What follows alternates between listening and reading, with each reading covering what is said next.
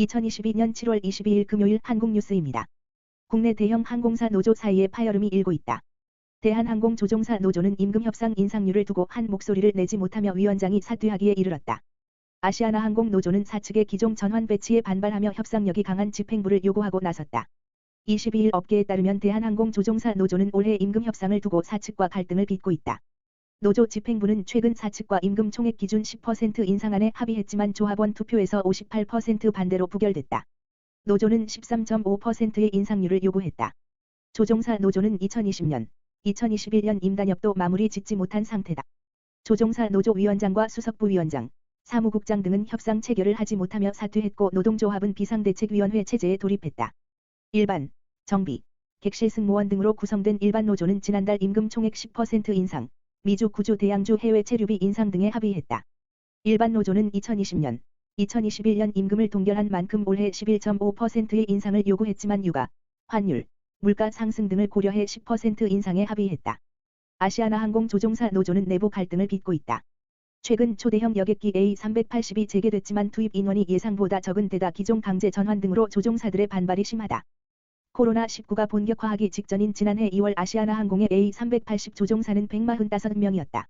A380이 코로나19 여파로 중단되자 40여 명의 조종사는 퇴사했고 50여 명은 다른 기종으로 배치됐다. 나머지 대부분은 유급휴직에 들어갔다. 최근 사측은 유급휴직에 들어간 조종사들의 기종을 강제 전환하려고 했지만 노조는 이에 반발하고 있다. 이 과정에서 노조 위원장과 노조원 간 갈등이 빚어지며 집행부는 사퇴했다. 노조 관계자는 지난해 일부 조종사들이 A330으로 강제 전환됐지만 올해는 이보다 작은 기종인 A320 등으로 배치하려고 하고 있다며 강제 배치 근무지에서는 무급휴직 조건도 들어있어 투쟁 의지가 강한 위원장을 요구하고 있는 상황이라고 말했다. 국내에서도 하나의 스마트폰으로 두 개의 번호를 사용할 수 있는 듀얼심 제도가 허용될 전망이다. 삼성전자 스마트폰의 경우 오는 8월 신제품부터 두 개의 번호가 가능한 반면 애플 아이폰은 올해 신제품뿐만 아니라 일부 과거 기기에서도 두 개의 번호를 장착할 수 있다. 22일 관련 업계에 따르면 삼성전자는 내달 10일 공개하는 갤럭시 Z 폴드 4 플립 4의 eSIM 기능을 탑재한다. eSIM은 스마트폰에 삽입하는 유심 이외의 소프트웨어 방식으로 스마트폰에 탑재되는 심으로 듀얼심으로 불리기도 한다. 외국에서는 지난 2016년부터 상용화됐지만 국내에선 이동통신사가 eSIM 기능을 별도로 뒷받침하지 않으면서 이른바 1폰 2번호 경험이 정착되기 힘들었다. 정부는 지난해 말부터 이동통신 3사와 협의를 이어온 끝에 오는 9월 1일 eSIM 서비스를 도입할 예정이다. 해당 서비스가 도입되면 하나의 스마트폰에서 두 개의 번호를 사용할 수 있을 뿐만 아니라 별도 대리점 방문 없이도 인터넷을 통해 번호를 개통할 수 있게 된다. 삼성전자는 갤럭시 Z 폴드 4 플립 4를 시작으로 차후 출시되는 대부분의 신제품에는 모두 eSIM 기능을 도입할 가능성이 높다. 지난달 29일 공개된 ENA 수목 드라마 이상한 변호사 우영우가 흥행 신드롬을 불러일으키고 있다. 우영우는 장애에 대한 사회적 편견을 깨는 무해하고 순수한 드라마라는 평을 받으며 국내외에서 선풍적인 인기를 끌고 있다. 22일 업계에 따르면 우영우는 2주 연속 넷플릭스 비영어 TV 부문 가장 많이 본 콘텐츠 글로벌 1위를 기록했다. 넷플릭스 공식 톱10 웹사이트에 따르면 7월 11일 주 이상한 변호사 우영우는 한국을 비롯해 홍콩, 인도네시아, 싱가포르 등 8개국에서 1위를 기록하며 글로벌 비영어 TV 부문 정상을 차지했다.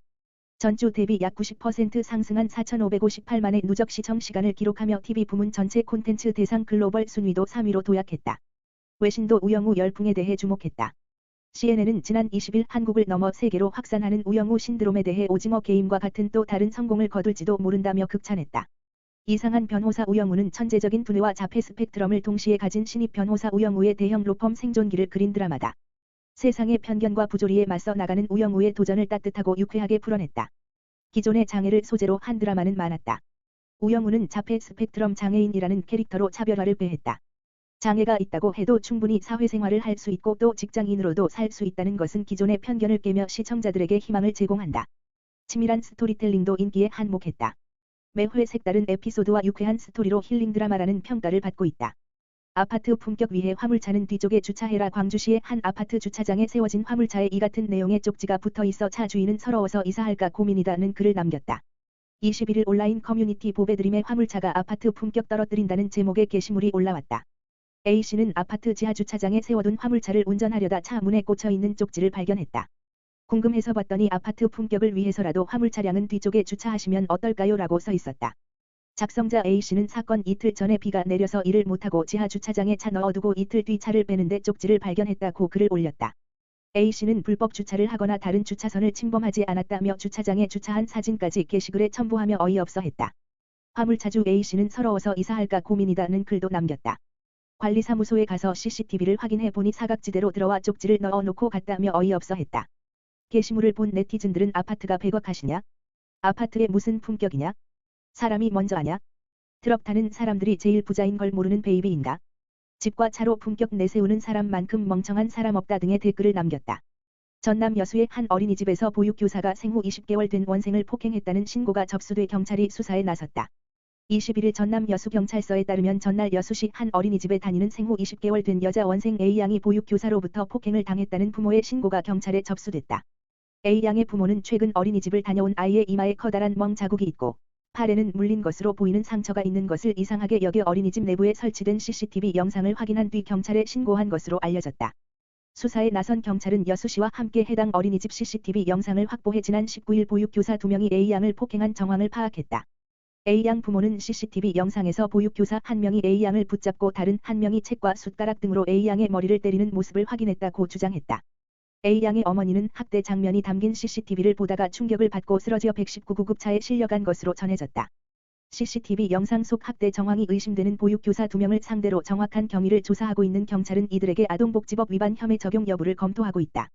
강석훈 산업은행 회장은 22일 대우조선해양의 하도급 노조 파업이 지속되는 상황에서 국민 세금을 한 푼도 추가 지원할 수 없다고 말했다.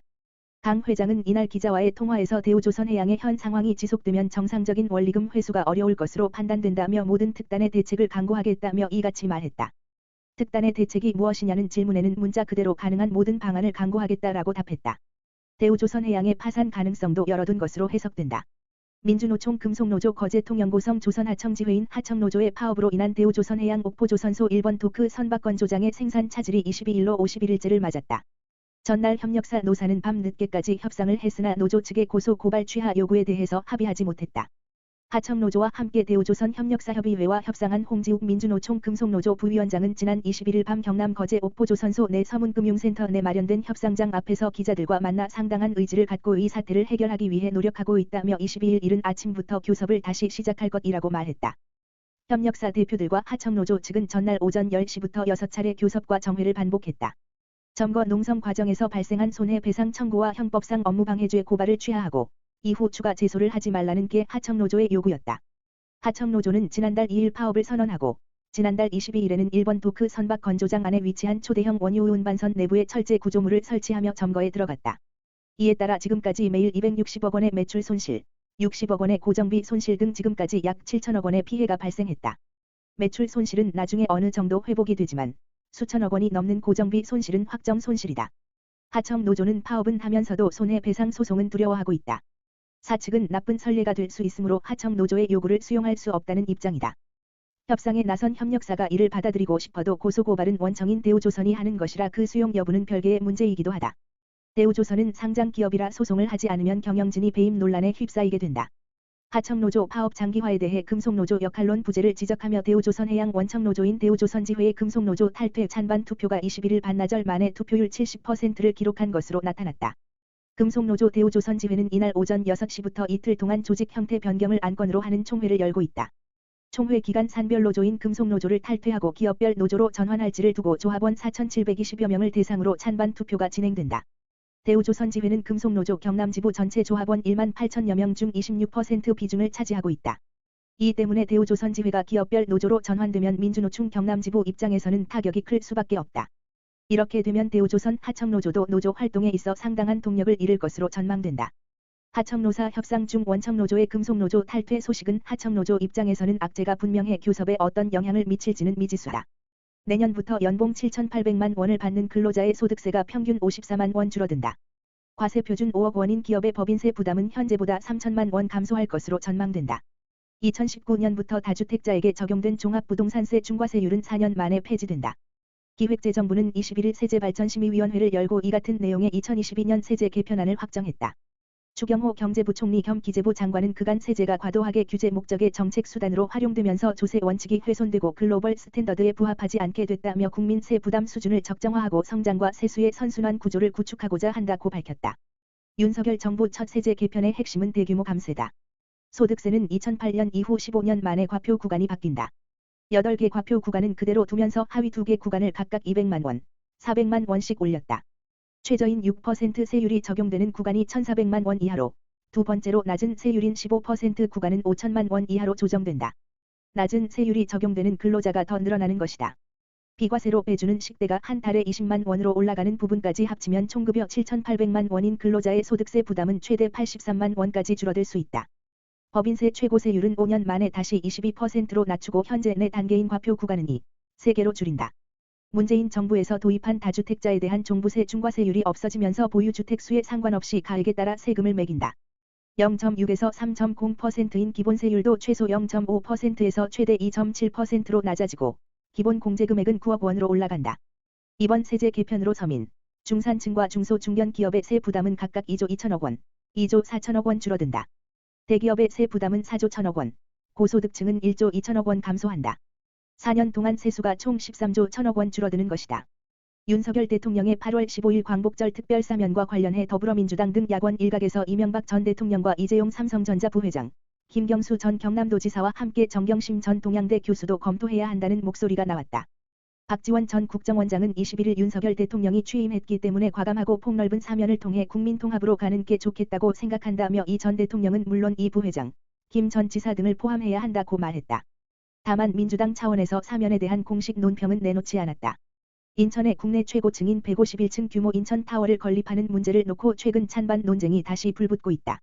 박남춘 전 인천시장 임기 때 인천타워를 151층에서 103층으로 낮춰 추진하기로 했지만 최근 취임한 유정복 인천시장 측에서 다시 151층 건설 필요성을 제기하면서 논란이 되는 것이다.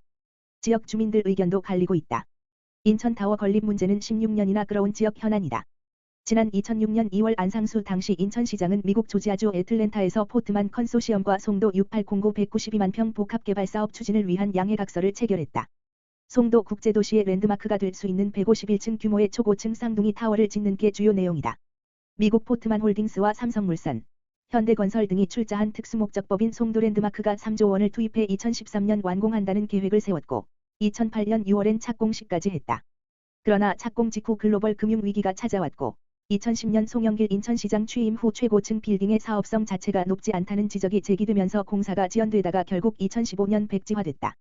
이후 2018년 박남춘 시장 취임 후 인천경제자유구역청은 새로운 우선협상사업 대상자 블루코어 컨소시엄과 협상을 벌여 올 초 420m로 빌딩 높이를 낮춰 신축하고 주변에 대단위 주거 단지를 설치하는 방안을 마련했다. 지난 3월 인천시는 투자유치기획위원회를 열고 103층 초고층 타워 건립이 포함된 송도 6809 개발사업 협약 체결 계획안을 조건부 가결했다. 인공호수 주변의 103층 높이의 초고층 건물을 중심으로 도심형 테마파크, 18홀 대중골프장, 주거 상업 전시시설 등을 조성하는 게 주요 내용이다. 드라마 사랑의 불시착에 등장했던 스위스의 호수 마을이 관광지로 각광받고 있다. 21일 스위스의 시외버스 업체인 포스트아우토는 오는 23일부터 내달 28일까지 103번 버스를 증편 운영한다고 밝혔다.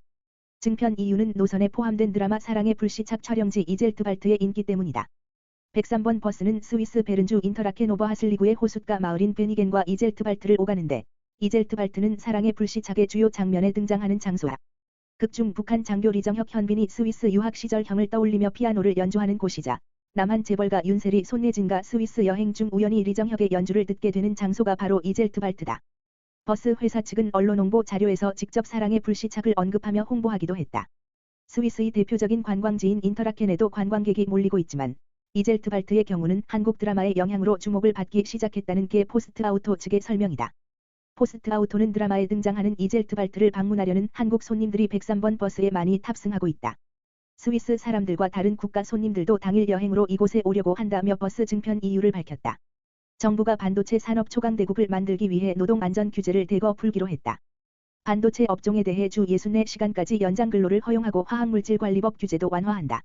이창양 산업통상자원부 장관은 21일 경기 화성시에 있는 동진세미캠 발안공장을 방문해 이 같은 내용을 담은 반도체 초강대국 달성 전략을 발표했다. 동진세미캠은 일본의 수출 규제 이후 국내 최초로 극자외선 EUV 노관 공정용 포토레지스트를 개발, 성공적인 민관 협력 모델로 평가받는 업체다. 정부는 먼저 반도체 등 국가 전략 기술의 설비 투자 세액 공제를 확대하기로 했다. 현행 6에서 10%인 대기업 세액 공제율을 8에서 12%로 2%포인트 올린다. 중견기업과 중소기업에 대한 세액 공제율은 조정하지 않고 대기업만 높였다. 정부는 추가 세제 혜택 가능성도 열어뒀다. 노동 안전 규제도 대폭 풀어준다. 현재 일본 수출 규제 품목 연구 개발까지 확대 허용해온 특별 연장 근로제 주 52시간에서 최대 64시간을 9월부터 전체 반도체 R&D로 확대키로 했다. 화학물질 안전 규제도 설비 교체가 잦은 반도체 산업 특수성을 감안해 국제기관 인증을 받은 장비는 취급시설 기준 적용을 면제키로 했다. 또 유누출 확산 방지 장치가 있을 경우 긴급 차단 설비 등의 시설 기준 적용을 면제키로 했다. 이번 대책에는 대규모 신증설이 진행 중인 용인 평택 단지를 대상으로 하는 인프라 지원 방안도 담겼다. 용적률을 현행 350%에서 490%로 최대 1.4배 상향해 한정된 부지에서 설비 신증설을 허용한다는 내용이다. 이들 산업단지에 쓰이는 전력 용수 비용에 대한 국비 지원도 검토키로 했다. 정부는 이번 대책이 9년 연속 전체 세계 반도체 시장 점유율 2위, 메모리 시장 점유율 1위 등 외형적 성과에도 정작 반도체 산업 생태계 전반은 취약해졌다는 위기감에 따라 마련됐다고 설명했다. 실제 주요국들은 반도체 산업 육성을 위해 대규모 지원에 나서고 있다. 미국은 반도체 시설과 R&D 투자에 5년간 520억 달러 한화로 약 68조 원을 지원하는 법안을 논의 중이다. 일본은 반도체 첨단 기업 지원을 위해 올해 7,740억엔 한화로 약 7조 4천억 원 규모의 추경 예산을 긴급 편성했다. 정부는 이번 대책을 통해 반도체 업계가 향후 5년간 340조 원의 투자 계획을 원활히 진행할 수 있도록 인프라 지원뿐 아니라 규제 인허가 특례를 적용한다는 계획이다. 삼성전자가 향후 20년간 250조 원 이상을 투자해 미국의 반도체 생산 거점을 만들 것으로 알려졌다. 텍사스주의 반도체 공장 11개를 새로 만드는 초대형 계획이다. 미국이 국가 차원에서 반도체 지원에 발벗고 나선 와중에 나온 것이어서 더 주목된다. 21일 월스트리트저널, 오스틴 비즈니스저널 등에 따르면 삼성전자는 텍사스주에 제출한 세제 혜택 신청서를 통해 텍사스주 테일러의 9개, 오스틴의 2개의 반도체 생산 공장을 각각 신설하는 방안을 제시한 것으로 전해졌다. 이번 투자 건은 텍사스주 감사관실이 최근 삼성전자의 제출 서류를 공개하면서 수면 위로 드러났다.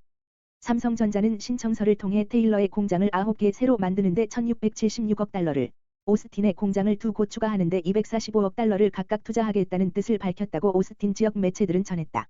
둘을 합쳐 1,921억 달러 한화로는 약 252조 원에 이르는 천문학적인 규모다. 이 중 일부는 2034년께 가동을 시작하고 나머지는 그 이후 10년에 걸쳐 생산에 나서는 시기다. 이를 통해 1만 개 이상의 고용을 창출하겠다는 게 삼성전자의 보관이다. 삼성전자는 현재 오스틴의 반도체 공장을 2개 가동하고 있고 근래 투자 결정을 통해 테일러에 170억 달러를 들여 파운드리 공장을 짓고 있다. 여기에 생산 공장을 11개 더 짓는다는 것은 사실상 미국을 반도체 사업의 중심으로 삼겠다는 의지로 읽힌다. 텍사스주는 챕터 313 세금 프로그램을 통해 일자리를 많이 만드는 기업에 10년간 재산세 감면 혜택을 제공한다. 그런데 이 조항을 올해 말로 끝난다. 삼성전자는 세제 혜택 만료를 앞두고 이 같은 초대형 계획안을 낸 것이다. 이외에 미국 텍사스 인스트루먼트, 네덜란드 NXP 등도 신청서를 제출했다.